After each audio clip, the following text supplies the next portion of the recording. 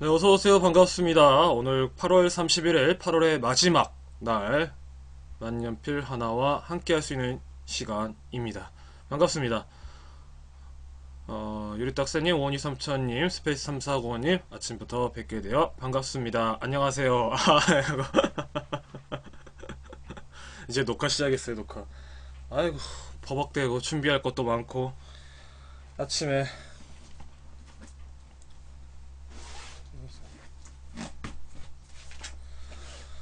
벌써 어떻게 되다 보니까 제가 방송을 2달째 하게 되네요. 열심히 하다 보니까 시간이 어느새 훌쩍 지나간 것 같습니다. 이 컴퓨터 또 왜 이러냐. 뭔가 또 제 멋대로 꺼졌다 켜졌다 뭐 하는 센스. 옛날 컴퓨터 뭔가 랜선이 안 되나. 근데 날씨가 선선하니까 옛날 컴퓨터를 구동했는데 여전히 팬이 돌아가지 않는 상태여서 그런지 열을 엄청나게 받습니다. 옆에 있으면 더워요. 열기가 확 올라옵니다.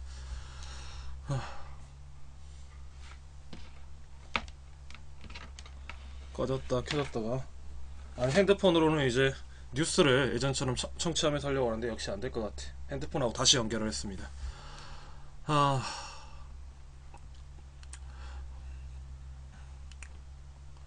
오늘도 역시 할 이야기가 많을 것 같은데요. 네네. 반갑습니다. 아이고, 날씨가 이제 아침 저녁으로 추워요. 감기 안 걸리시게 조심해야 될 것 같은데, 아이고, 집이 왜 이렇게 어지러졌냐. 정신없이 살다 보니까 집도 청소를 못하는 상태여서. 네, 처음 오프닝은 가볍게 책 소개 2편 정도 하고, 책 선정 2편 정도 하고, 여러분께 좀 인사를 드리도록 하겠습니다.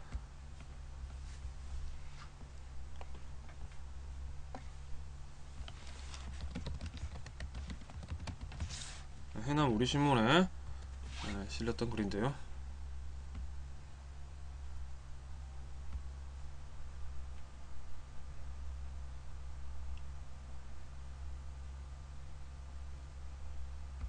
문화에 있었던가? 아니, 문화가 아닌데 어디 있었지? 해남 사람들?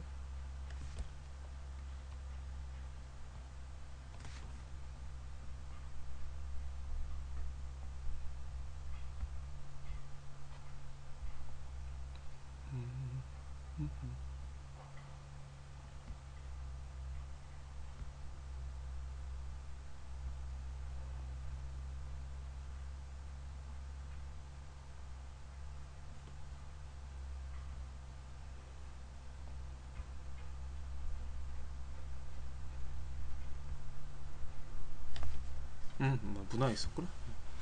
2편인데요. 네. 먼저 제가 초반에 읽었던 이케아 세대부터 먼저 해남 헌법의 발견입니다. 헌법의 발견 이제 썼는데요.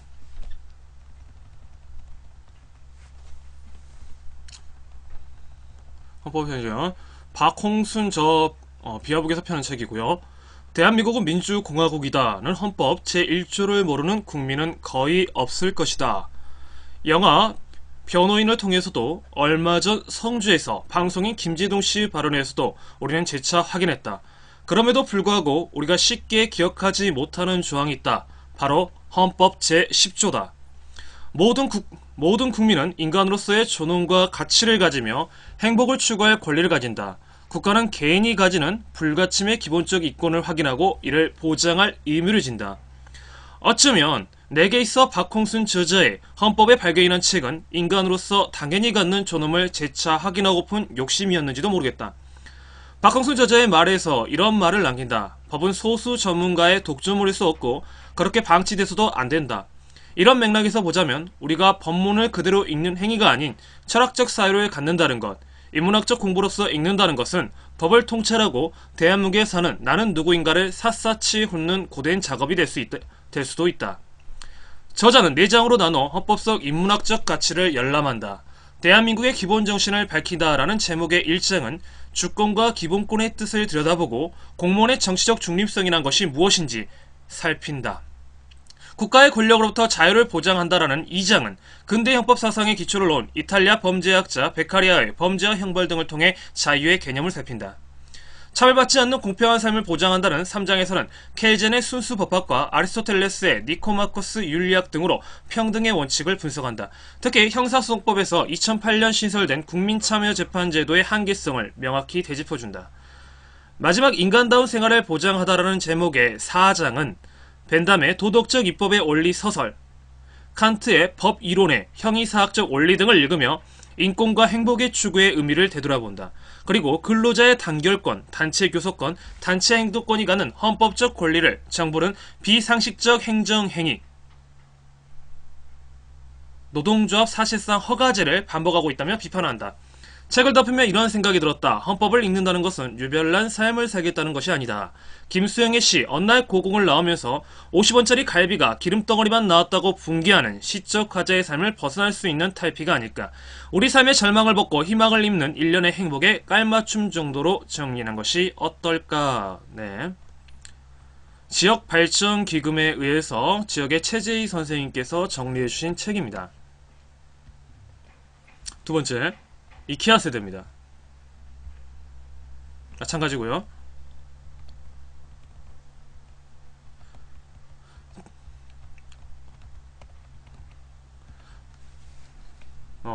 이케아 세대 전영수 저고 중앙북스라는 출판사에서 북수가 아닐 텐데 북스일 텐데 이게 잘못 나온 것 같은데.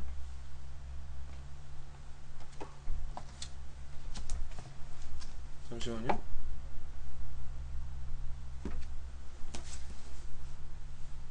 지금 제가 그 책을 넘긴 상태여서 없나? 아니 있을 텐데. 여하튼 가네요. 여기 있네. 중앙 북수가 아니라 북스입니다. 북스가 맞고요. 오탄 것 같아요. 작은 바람이 부둥켜 안으며 소소하게 불고 있다. 바람은 소리도 없고 너무나 미약해 가지 하나 꽃잎 하나 떨굴 힘조차 없다. 그럼에도 불구하고 바람은 소멸하지 않고 태풍이 되고자 한다. 결혼과 출산을 포기한 30대는 어떻게 한국을 바꾸는가라는 소제목으로 시작되는 전영수의 책은 오늘날 취업, 연애, 결혼, 출산, 양육의 행복 컨베이어 벨트에 이탈한 30대들의 삶을 독자들에게 쉽게 해설한다. 최근 지속 가능한 대한민국의 공존 전략에 대해 거시적인 관점인 경제와 미시적 관점인 청년 세대의 일상적인 삶을 마치 소설처럼 기술한다.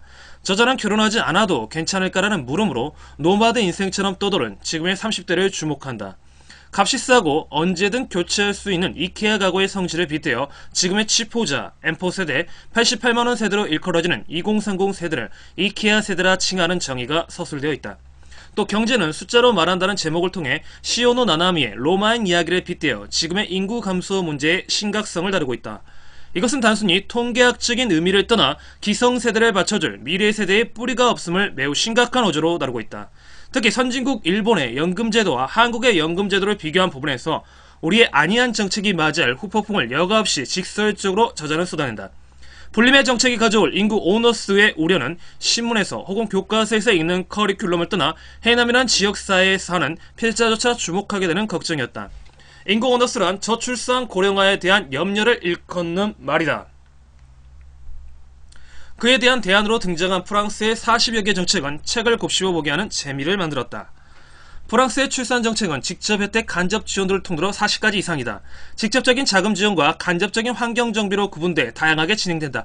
특히 자녀, 인원별로 보전금과 세금 면제 혜택까지 병행된다. 마지막 장은 소멸할 것인가 도약할 것인가의 양자택일을 드러낸 질문으로 시작된다. 특히 어느 정치인이 말한 저녁이 있는 삶을 빗대어 일과 삶의 조화에 대해 스토리를 풀어나간다. 특히 저자는 국민 총생산량이 증가해야만 우리가 복지도 할 수 있다는 기존의 존재의 불만을 드러낸다. 기존의 프레임에 불만을 드러낸다는데 존재라는 말로 잘못됐네. 성장과 분배는 함께 가야 한다며 특히 지금의 청년 문제에 있어서 때를 놓쳐서는 안 된다며 지금 당장 문제 해결을 착수해야 한다는 점을 강조한다. 이렇게 되어 있습니다.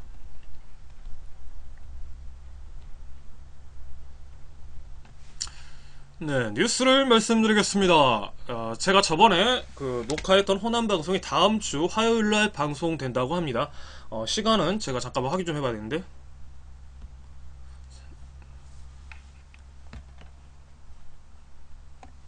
호남방송 책 흥남방송 홈페이지 잠깐만 들어가서 확인해보면 되겠죠. 어우, 이렇게 많어.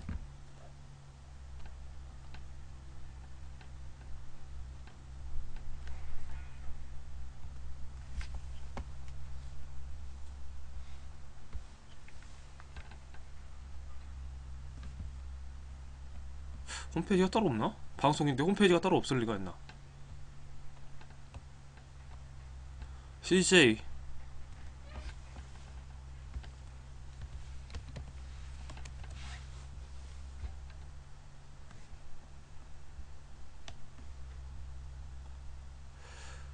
목포 호남방송 이건가?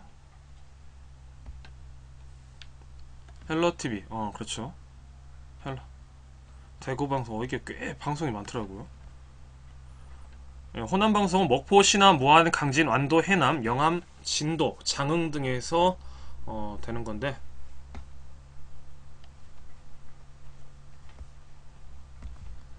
아니, 방송 스케줄을 좀 보고 싶다고.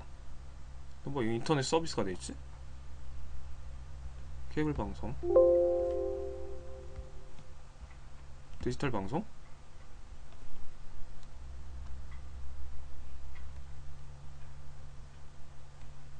네.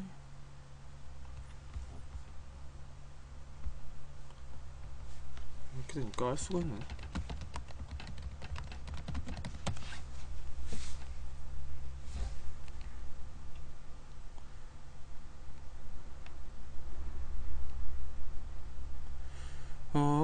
세상을 바꾸는 치과 방송. 치과 방송이 아니 치과 사람들. 이렇게 되니까 알 수가 없네. 화요일 날이라고만 제가 들어갔고 정확한 시간은 지금 모르겠어요. 제가 이걸 다시 알아보고 여러분께 다시 공지를 하도록 하겠습니다. 많은 시청 부탁드릴게요. 잠깐만.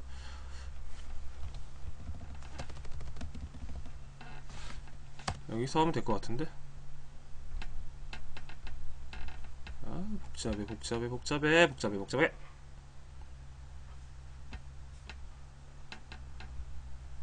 호남방송.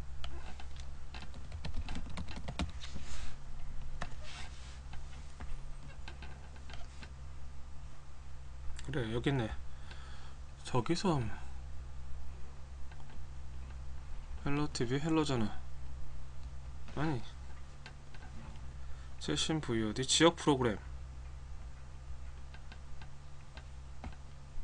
더보기.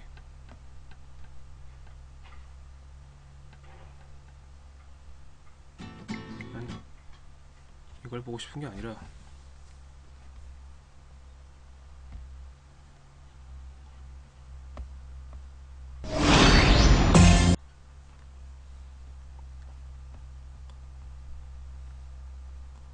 전남 호남방송 이동.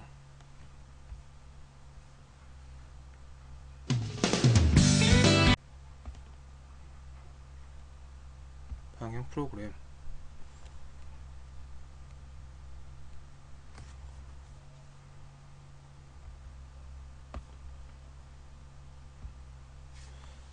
방방곡곡.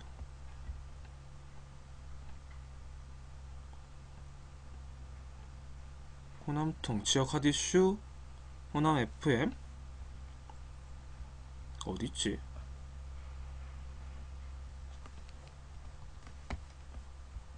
편성표.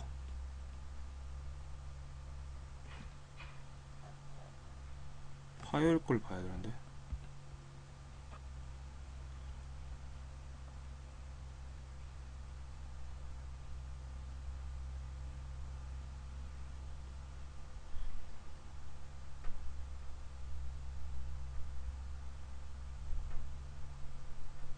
시청자가 읽어주는 책과 사람들인가? 이 제목이?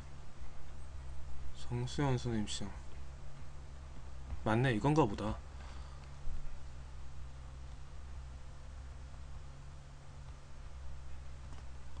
그러면 오후 4시쯤 되겠네요. 오후 4시쯤 방송돼. 다음주 이번주 16회가 방송됐으니까요. 다음주 다다음주겠네요. 제가 18회 출연하거든요. 다다음주 화요일 오후 4시 호남방송 시청자가 읽어주는 책과 사람들 18회 출연합니다. 예.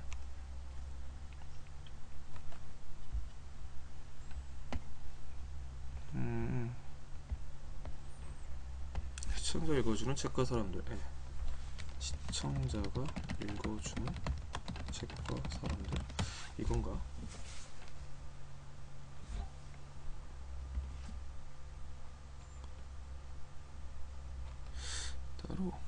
따로 없는 것 같아.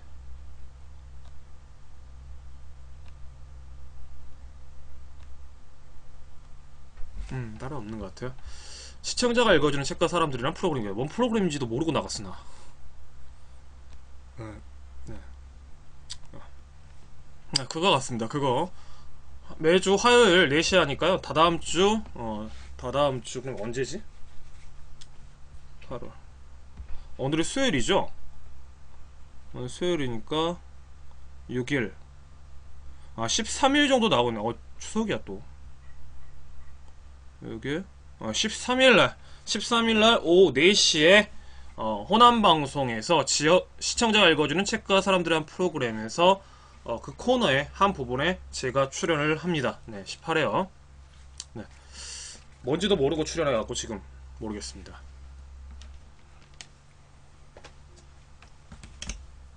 반갑습니다. 네네. 네, 그렇다라는 소식을 잠깐 전해드리고요. 아이고야, 날씨가 아주 또 오늘은 또 무엇을 이야기해야 할거나. 내 볼펜이 어디 갔지? 집이 지금 여러분은 이 화면을 보고 있지만 아래는 지금 전쟁이 나 있어요. 작업을 하다가 지금 방송을 급하게 연 바람에 내 볼펜은 어디다 놔뒀지?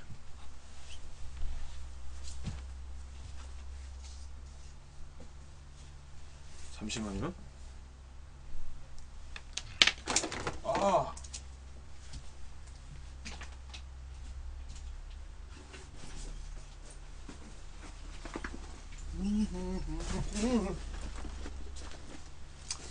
이제 최근에 소설 작업을 좀 하느라고, 단편소설 작업을 하느라고 제가 책 서평을 쓸 수 있는 시간이 별로 없었어요.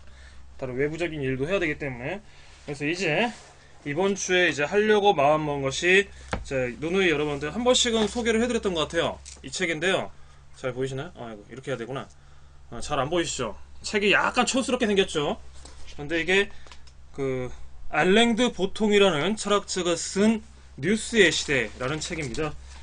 제가 중간중간에 예전에 한 번씩 설명했는데, 이걸 본격적으로 이 책을 읽고 책 취재, 서평 기사를 써서 여러분들께 보여드릴 거고요.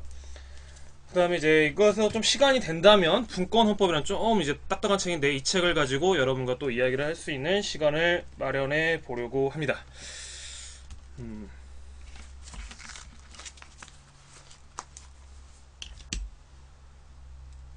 네. 뭐가 잘 안 잡힌다고 이렇게 막 나오지? 뭐냐. 오케이.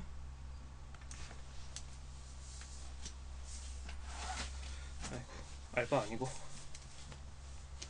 네, 이제 본격적으로 10시가 됐으니까 우리 또 한 뉴스 하나 잠깐 보고 또 이야기를 해보도록 하겠습니다. 그리고 시간이 된다면 어제 하기로 했었는데, 한국 현대사 부분은 먼저 할게요. 먼저 하고 또 깔끔하게 뉴스 이야기로 들어가도록 하겠습니다. 마침 또 안보 문제와 관련된 이야기이기 때문에 하겠습니다. 저번까지 읽었던 게 350쪽까지 읽었으니까, 50쪽 윗부분까지 읽었으니까요. 그 이후 읽어서 브루스 커밍스의 한국 현대사 350쪽부터 읽도록 하겠습니다. 유튜브를 통해서 계속 읽어달라는 분이 계셔서 좀 보겠습니다. 간단하게 50쪽부터 56쪽까지 읽을게요. 50쪽부터 56쪽까지. 마치 꼭 성경책을 읽는 것 같아요.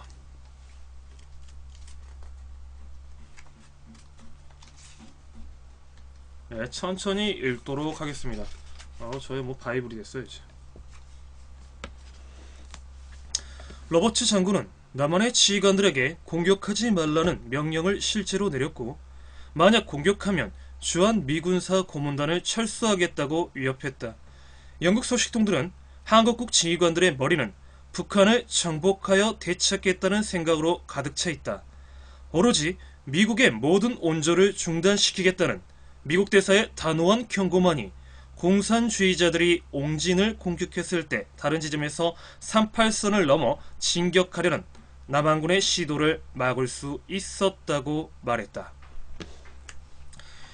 이제 몇몇 새로운 흩어져 있고 선별적이긴 하지만 소련 측 자료의 도움을 받아 38도선 양쪽을 살펴보면 한국 전쟁에 대한 김일성의 기본 개념이 이승만의 개념과 아주 비슷했으며, 여기서 중요하죠. 이승만의 개념과 아주 비슷했다.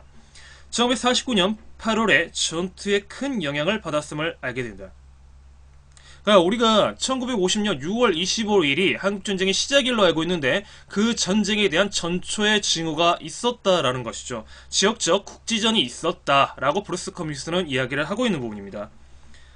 즉 막다른 지역인 옹진을 공략하고 동쪽으로 이동하여 개성을 장악하고 나서 사태의 추이를 지켜보겠다는 것이다. 최소한 이 작전은 옹진과 개성에서 공격받기 쉬운 평양을 훨씬 더 안전하게 방어할 수 있게 된다. 최대한으로 잘 풀리면 북한군이 서울을 공략할 수도 있다. 즉 남한군이 무너진다면 곧장 진격해서 서울을 며칠 만에 점령한다는 것이다. 이 지점에서 우리는 1950년 6월 25일에서 27일 사이에 한국군 제2사단과 제7사단이 무너진 것이 얼마나 의미심장한가를 깨닫는다. 이로써 그 유명한 침공 통로가 열리면서 27일에는 조선인민군이 서울에 입성하게 됐는데, 바로 이 때문에 한국의 내전에 정통한 몇몇 사람들이 이들 사단에 간첩들이 침투했을 것이라고 의심한 이유를 알 수 있다. 소련 문서들의 핵심 쟁점은 옹진반도를 장악하는 군사작전에 관한 것이다. 이 문서들에 따르면 김일성은 8월 4일의 전투가 끝나기가 무섭게 1949년 8월 12일 옹진 공략작전의 구상을 평양 주재 소련 대사 슈치코프에게 처음으로 끄집어 냈다고 한다. 남측 지도자들과 마찬가지로 김일성은 상월에 노출된 영토의 상당 지역을 잘라먹거나 소도시를 점령하기를 바랐는데, 예를 들면 개성 일대 혹은 1949년에서 50년 사이에 남측 지휘관들이 점령하고 싶어한 옹진반도의 38도선 바로 북쪽의 해주 같은 지역이 그런 곳이었다. 또한 우리는 러시아인들이 미국과 마찬가지로 북한의 국가원수를 비롯한 호전적인 지도자들을 제어하느라고 애를 썼다는 것을 확인한다. 김일성이 옹진 침공 문제를 꺼내자 러시아 대사관의 핵심 관리 두 사람은 논의를 일반적인 주제로 돌리려고 애썼다는 것이다. 또한 소련의 문서들은 1949년 말에 이르러서는 양측이 남북한 내전의 논리를 어렵사리 터득했음을 명백히 보여준다. 즉 양측 모두 상대방의 도발 없이 전면전을 감행하거나 혹은 심지어 옹진이나 철원을 공격하기만 해도 자신들의 보증 인격인 강대국들이 도와주지 않을 것임을 알고 있었다는 것이다. 슈지코프가 1950년 1월 모스크바에 보낸 전문에 따르면 김일성은 남한이 공격을 아직도 유발하지 않아서 안달하고 있으며 평양 주재 러시아인들은 전면적인 내전의 위험을 감수하지 않고서는 옹진을 공격할 수 없다고 김일성에게 다시 한번 말한 것으로 나타난다. 이게 그러니까 팩트라는 거죠. 따라서 1950년에 양측의 논리는 누가 멍청하게 먼저 움직일지 지켜보는 것이었다.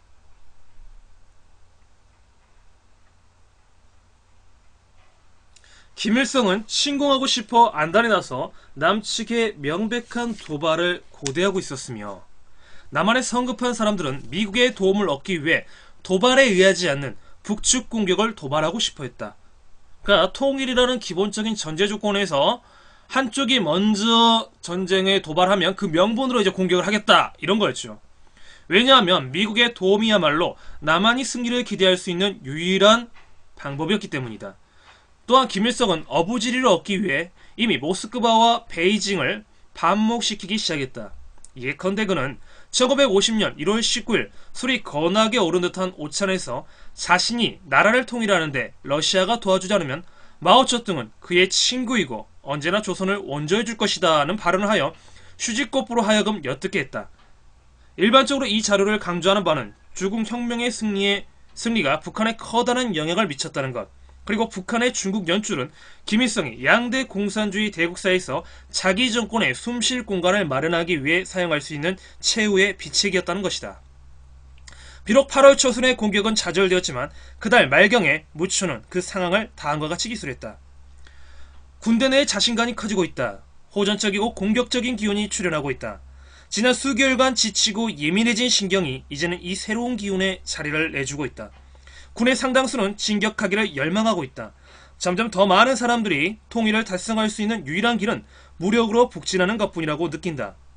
나는 뉴욕타임즈 기자인 딕 존스턴으로부터 장제스가 이승만에게 국민당 공공으로 북진을 지원해줄 수 있다고 말했으며, 그 두 사람은 국민당이 한국을 거쳐 만주 공격을 개시할 가능성을 논했다고 들었다. 중국 공산당이 다른 일에 여념이 없는 지금이 북으로 진격할 적시라는 느낌이 어느 정도 퍼져 있는 것이다. 나는 이승만이 제정신이라면 실제로 북진 명령을 내릴 것인지 의심스럽다. 내가 알기로 신 장관은 그것에 결사반대다. 이범석은 대환영일 것이다. 그러나 만약 개성 사건이나 옹진 사건이 또 한 번 재발한다면 그에 대한 반격은 전혀 예측할 수 없는 온갖 사태를 초래할지 모른다. 네.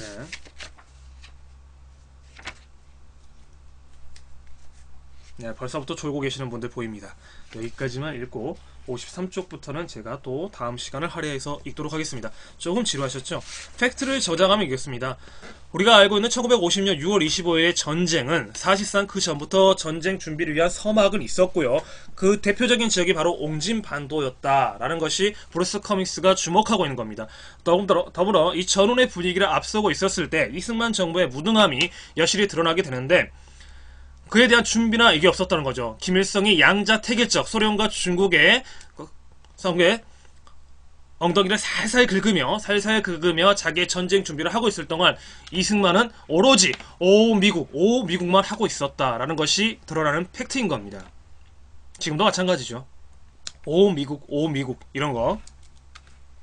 실제로 전쟁이 일어났을 때도 이승만은 우리가 해칠 수 있다 하면서 자신이 먼저 피난을 갔고요. 그러면 마지막 6.25 전쟁이 한창일 때는 KBS 뉴스에서 보도가 됐죠.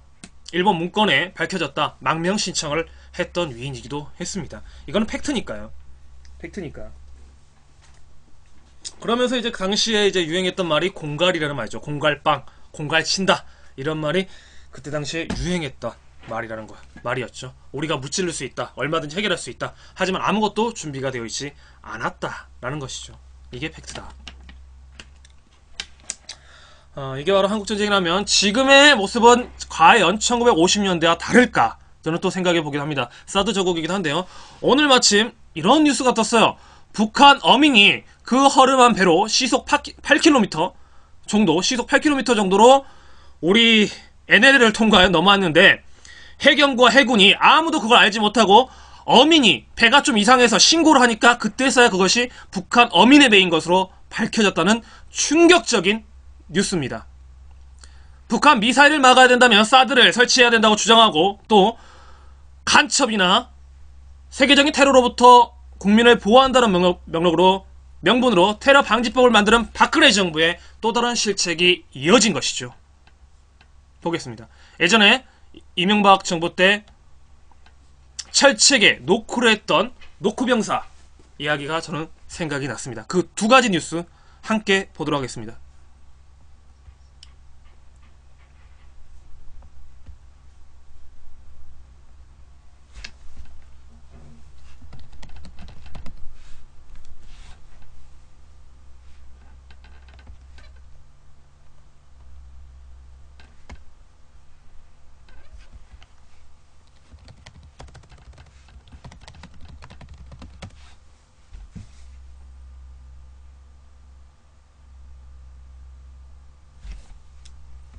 아직 뉴스 안 났나? 오늘 아침에 떴던데.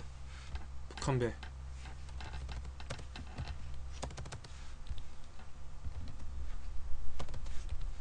NL로 쳐볼까?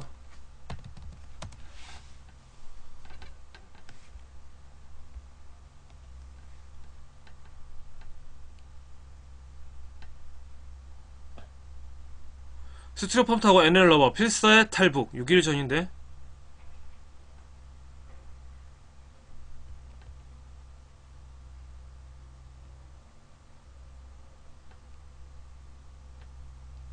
이건가?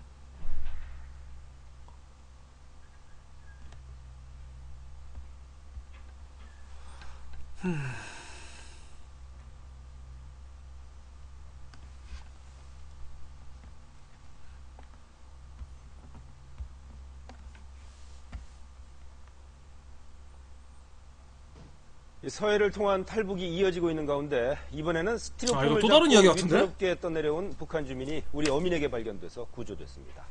서재희 기자가 보도합니다. 북한 주민 A씨가 소연평도 인근 바다에서 발견된 또 어민에게 발견됐어. 오전 7시 10분쯤 스티로폼 타고 왔는데 속옷 차림에 스티로폼을 잡고 바다에 떠 있는 상태였습니다.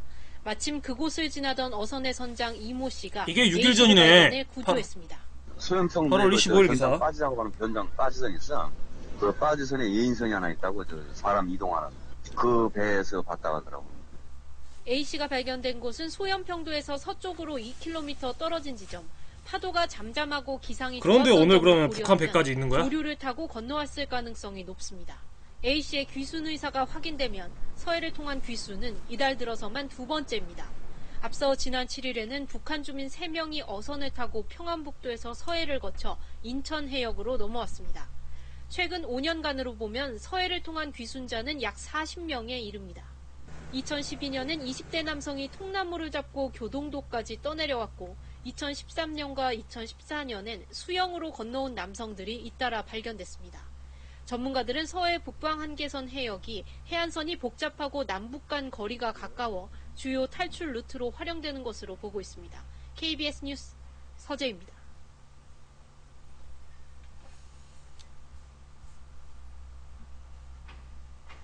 그런데 스티로폼을 타고 왔는데 우리 해경과 해군이 발견을 못했다 라는 것이 일단 팩트고요.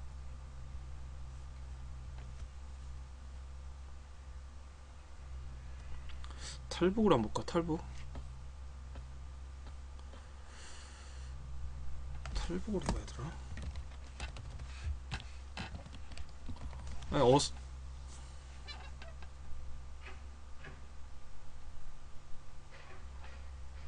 그쵸?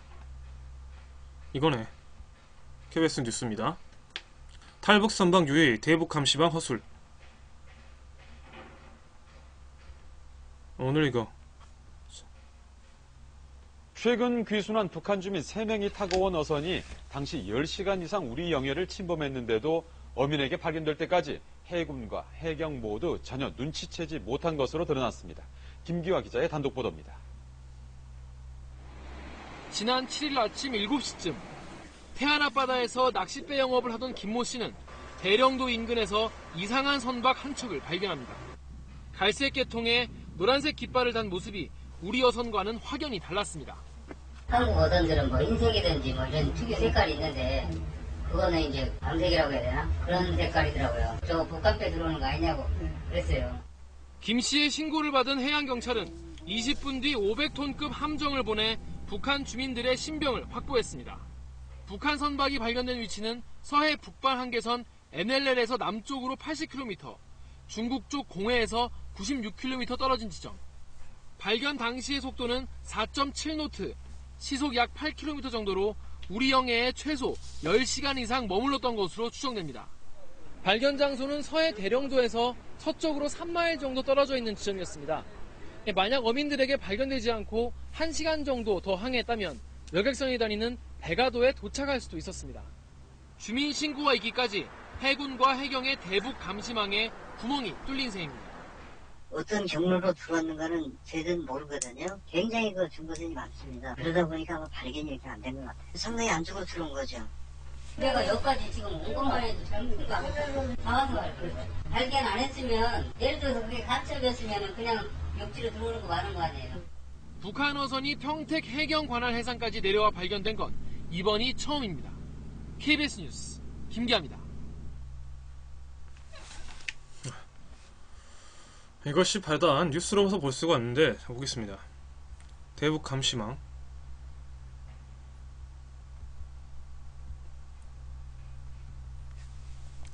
근데 이게 그런데 KBS 뉴스란 말이야.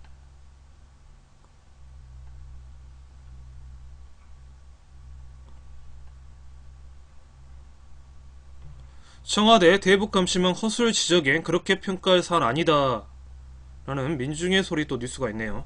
한번 보겠습니다.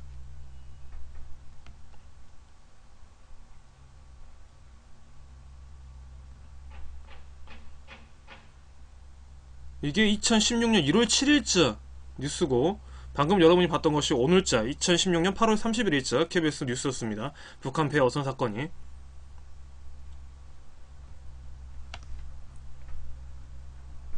그때 청와대에서 뭐라고 했냐, 대북 감시망 허술 지적에 그렇게 평가할 사안 아니다 하면서 대북 확성기 이야기를 했던 때죠. 그때 청와대는 1월 7일 북한의 사체 핵실험과 관련 대북 감시망 허술 지적에 대해 그것은 그렇게 평가할 사안이 아니다라고 밝혔다.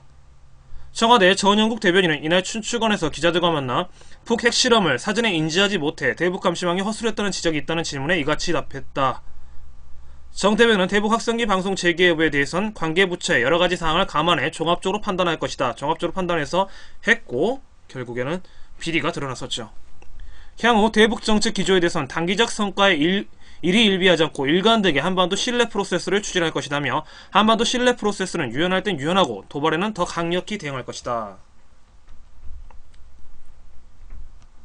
그래서 이게 뭔 말인지 모르겠어요. 여하튼간에 네네, 대북 감시망 이런 상태에서 과연 안보를 이야기할 수 있는 건지. 대북 감시망 허술 여실히 드러났죠. 배 타고 들어오고 스티로폼 타고 들어오고. 이게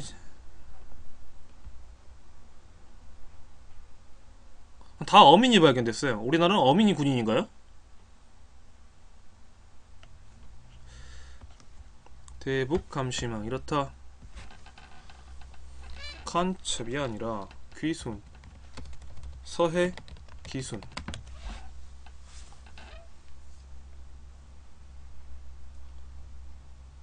2000년 이후 북주민 서해상 기순일지 보면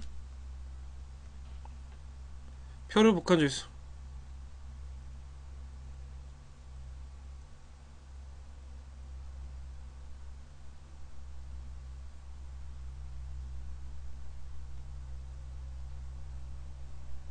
잠깐만요.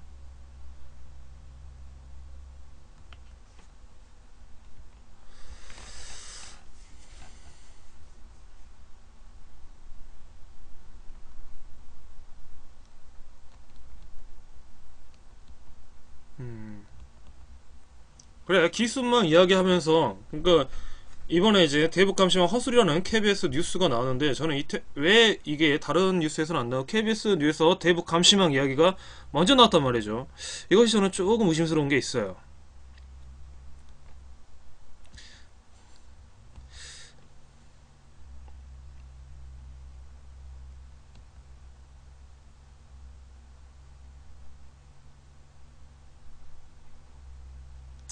기순했다라는 팩트에도 주목을 해야 되지만 그 옆에 그것도 해야 돼요. 왜 이들이 오랫동안 우리 군은, 우리 해경은 몰랐는가?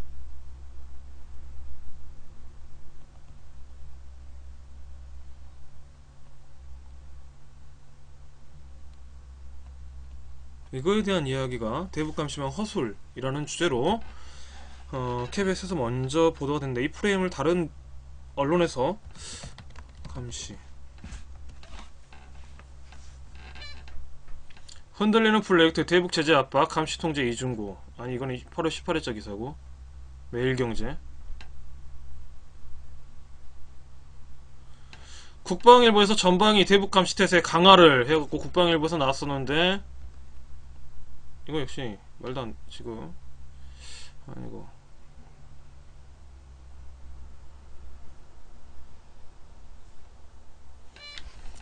NNL 통과에 대한 그것만 지금 KBS만 보도를 했단 말이죠. 이건 뭐지? 그것도 군인도 아닌 일반 민간인이 어선 그 이상한 어선, 나무 목판으로 만든 이상한 어선 타고 왔는데도 우리 군은 몰랐다, 우리 해경은 몰랐다, 어민이 발견했다. 이게 팩트인데 다른 언론에서는 아직 이에 대한 아마 오늘 오후쯤에 KBS가 일단 먼저 보도를 했으니까요. 대북 감시만 허술하다 이걸 했으니까 다른 이제 언론에서도 받아쓰기 할 것 같습니다. 그런데 저는 좀 진보 언론에서 이것들에 대해서 좀 더 정확한 정보를 주기를 간곡히 바랍니다. 네.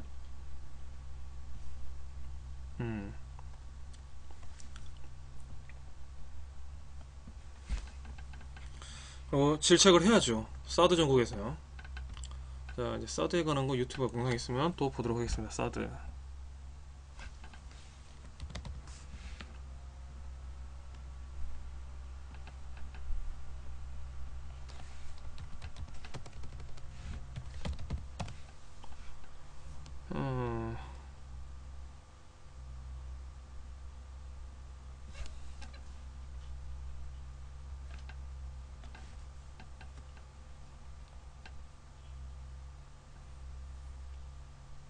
여야 국방부 사드 제3후보지 한목소리 비판.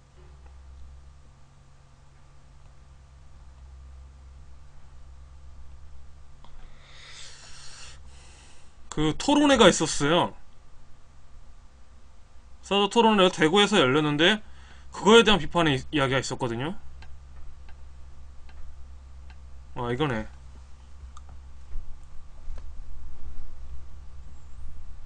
그러니까 전문가다라는 사람들이 소위 나와서 이야기하는데 너무 어이가 없어서.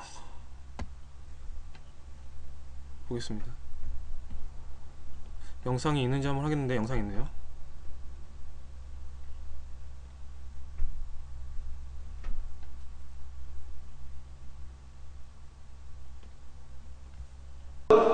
여기에 입체 보호 기준이 어떻게 해서 그런 것들이 정해지느냐 해서 좀 짧게 얘기하겠습니다. 10MHz에서 10GHz의 전자파에 우리가 온몸에 노출이 됐을 적에 대략 한 4W 좀 어렵습니다. 이 모든 용어들이나 뭐 개념이.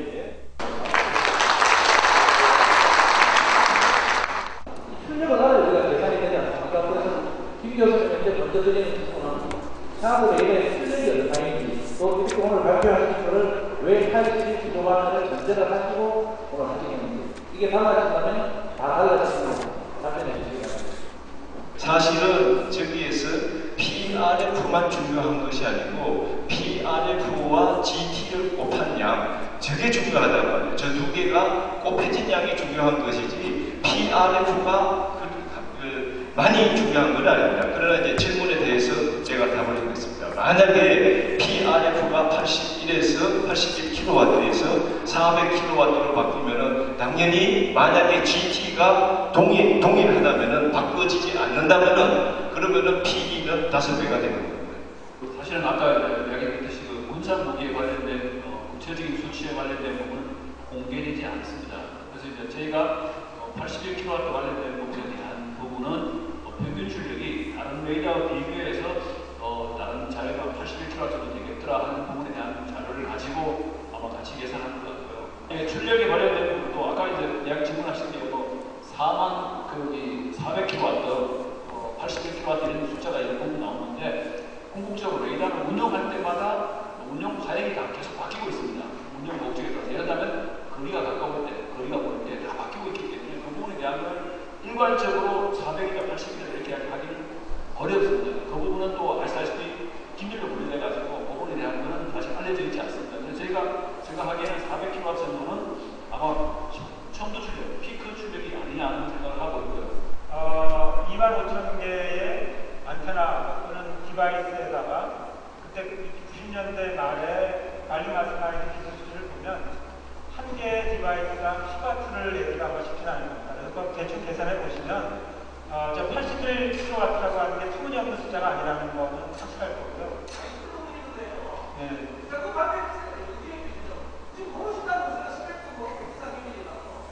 예.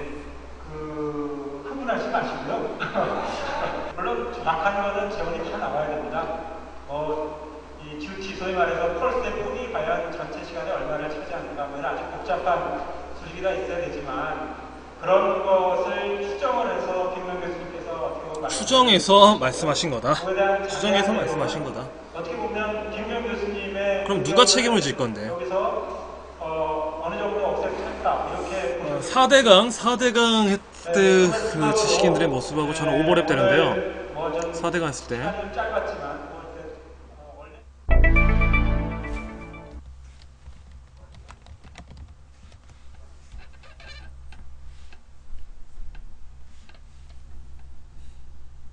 그때 교수들이 뭐라 했는지.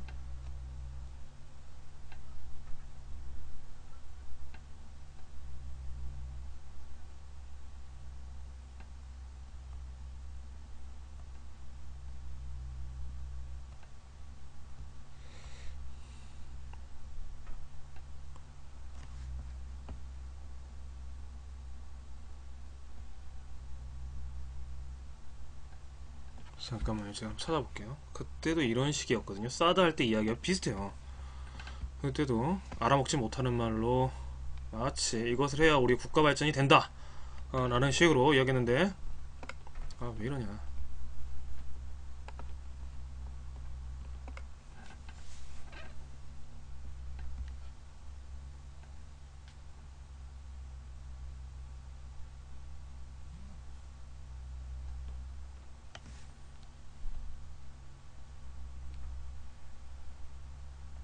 환경위원회 말고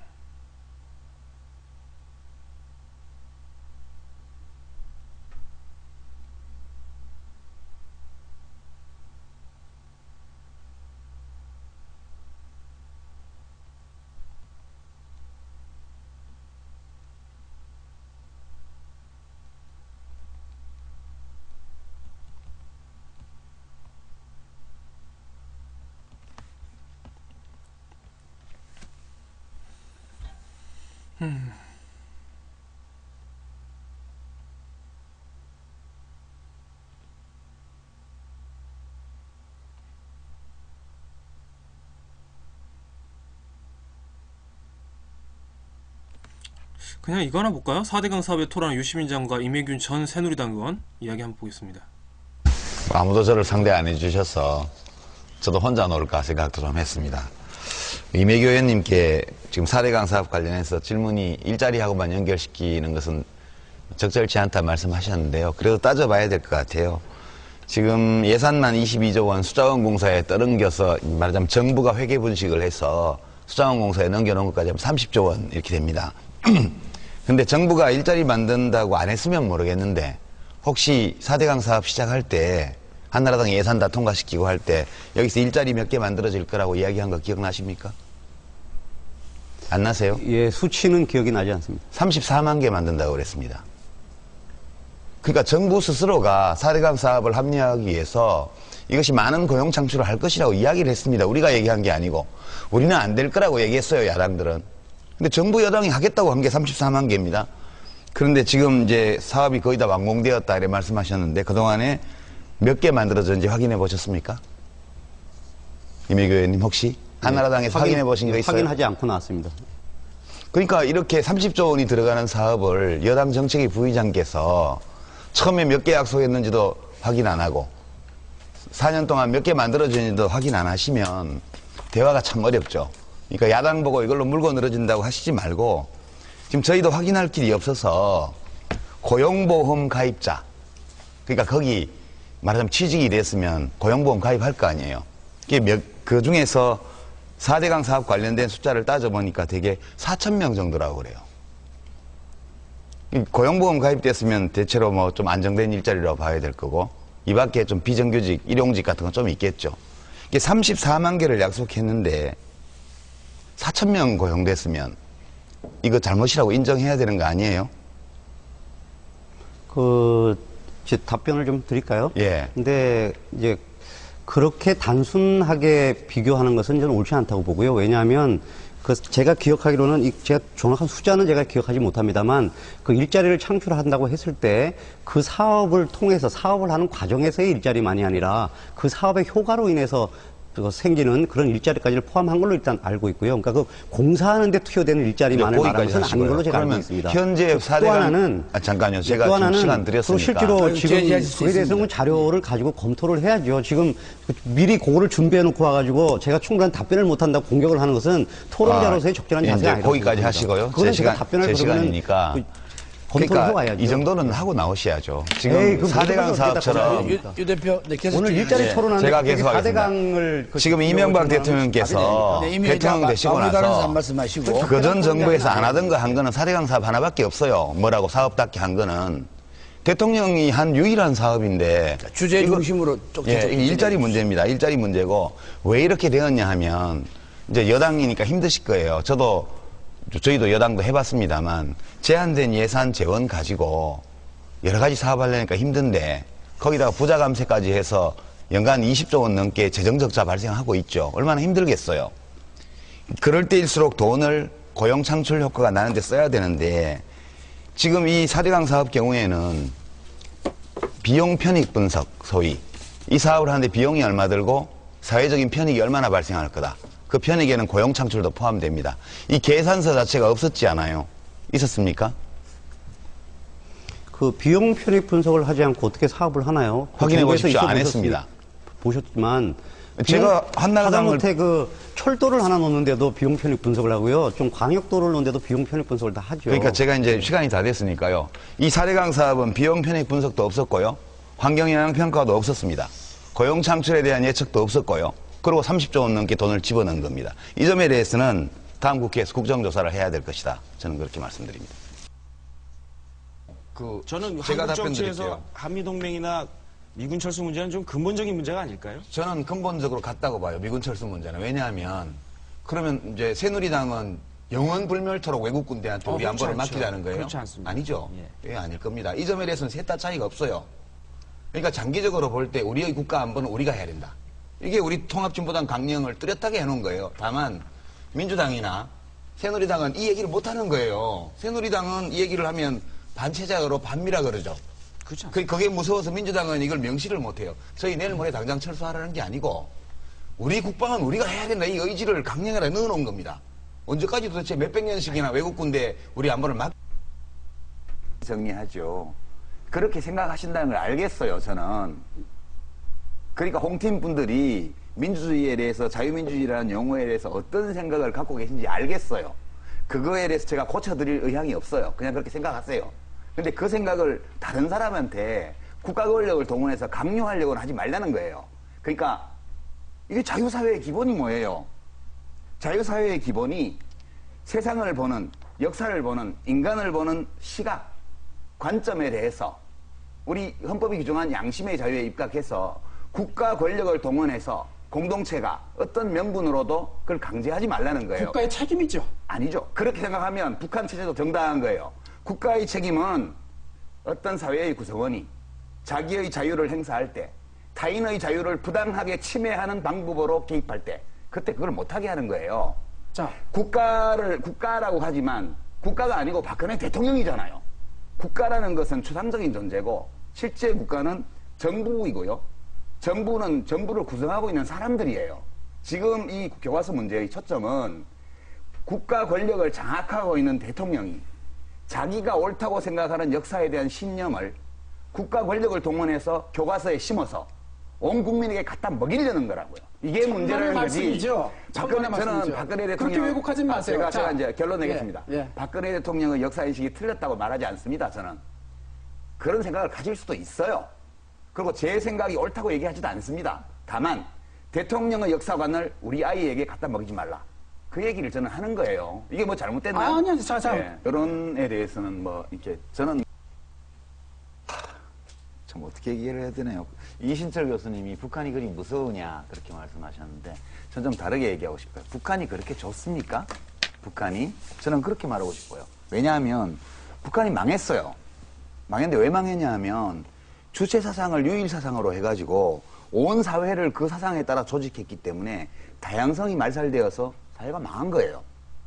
우리나라는 왜 잘 됐냐? 우리나라는 뭐 대통령이 독재를 하고 막 살다고 했지만 시민들이 들고 일어나갖고 계속 다양성을 지켜왔거든요. 개인의 창의성을 살렸고요. 그렇게 해서 체제 경쟁이 사실 승패가 나버렸는데 뭐가 그렇게 북한이 좋은지 북한식 국정교과서를 도입하려고 그래요. 그래서 저는 이 사회를 건강하게 만드는 것은 잡사상을 멸균해서 사회가 건강해지는 게 아니에요. 우리가 몸의 건강을 지키기 위해서 멸균실에 살면서 증류수를 마시고 음식은 다 끓여서 먹고 이렇게 한다고 건강해지는 게 아니에요. 세균, 바이러스가 득실거리는 속에 살아도 면역체계가 살아있고 그 병균을 이겨낼 수 있어야 건강한 몸이거든요. 그러니까 사회를 유일사상이 지배하는 멸균실로 만들려고 하지 마세요. 저는 우리 권혜영 교수님이 그런 생각을 갖고 계신다는 걸 알아요. 그런 생각을 가질 수 있다고도 생각해요. 그러나 그런 생각을 국가 권력을 동원해서 아이들한테 먹이지는 말라는 거예요. 다 단순합니다. 제 요청은. 먹이지 마라. 그 생각을 가지는 건 자유예요. 그러고요. 좀 정정당당하게 겨뤘으면 좋겠어요. 좌든 우든 생각이 다르면 해방전후사의 인식이라는 책이 있었고 이게 좌경화 책이라는 거 아닙니까? 그래서 뉴라이트가 해방전후사의 재인식을 냈어요. 근데 재인식이 시장에서 패배했단 말이에요. 출판 시장에서요. 소위 좌파들이 쓴 해방전후사의 인식보다 더 재미있고 더 진실로 차있고 더 잘 팔리는 책을 쓰면 될 거 아니에요.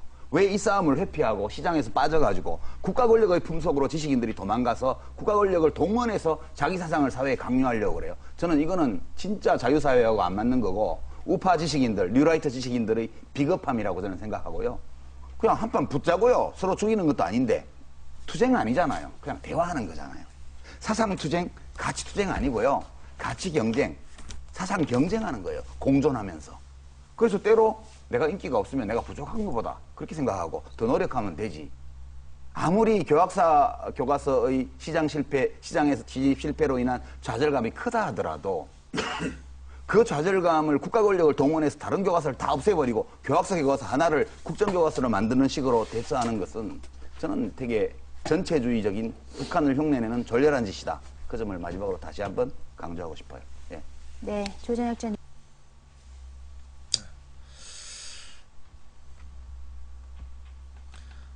네, 제가 지금 정글만리라는 책을 참 재밌게 읽고 있는데요.